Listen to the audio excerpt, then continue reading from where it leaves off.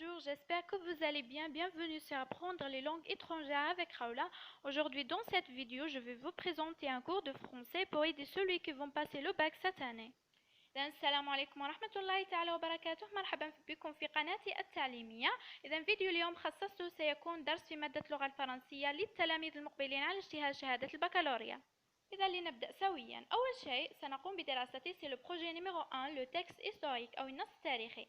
أول شيء فيما يخص les caractéristiques du texte historique مميزات وخصائص النص التاريخي. On commence. On a A les personnages أو الشخصيات وتكون عادة شخصيات تاريخية معروفة des personnages connus historiquement.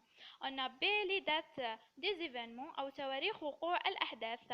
On prend par exemple le 1er novembre 1954.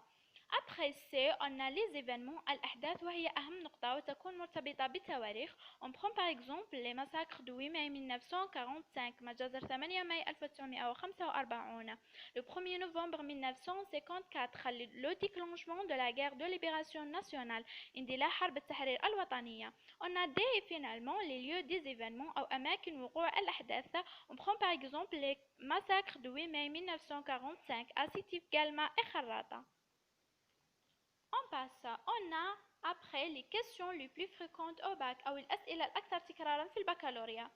La première question, retrouvez dans le texte 4 mots ou expressions appartenant au champ lexical de استخرج من النص 4 كلمات أو عبارات التي تنتمي إلى الحقل الدلالي للكلمة. سأقوم بتحديد الفرق بين un mot et une expression. un mot هو كلمة واحدة فقط ويمكن أن تكون un nom اسم un verbe فعل un adjectif صفة ou bien un adverbe حال. أما une expression هي عبارة تتكون من كلمتين أو ثلاثة. Par exemple, le champ lexical de la guerre. On a les armes, c'est un mot. Les morts, c'est un mot. Et service militaire, c'est une expression. D'accord?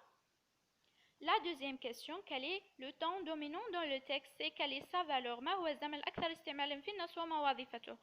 Premièrement, le présent de l'indicatif. Ces valeurs sont la valeur narrative pour narrer et raconter, la vérité générale pour raconter des événements réels, et le présent historique, c'est pour revivre les événements. Après, on a l'imparfait, sa valeur est descriptive, يستعمل للوصف.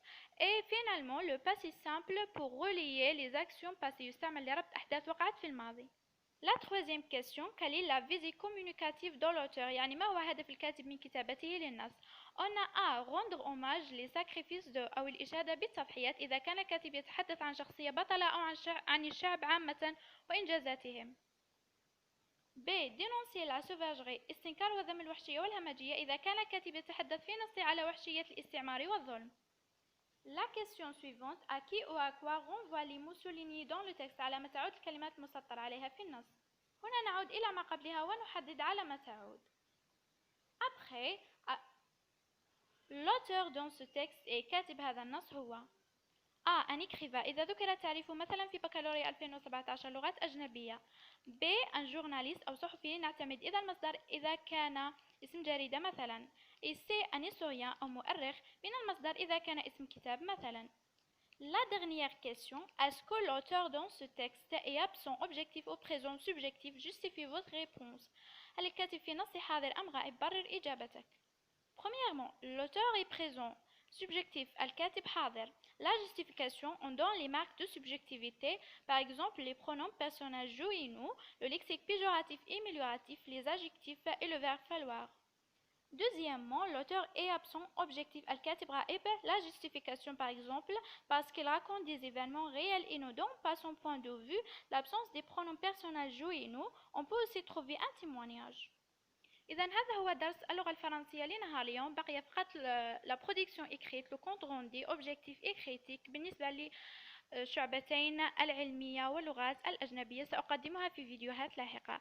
لذلك إن أعجبكم الفيديو اضغطوا على زر الإعجاب فضلا وليس أمرا وقوموا بمشاركة الفيديو مع أصدقائكم ليستفيدوا معكم.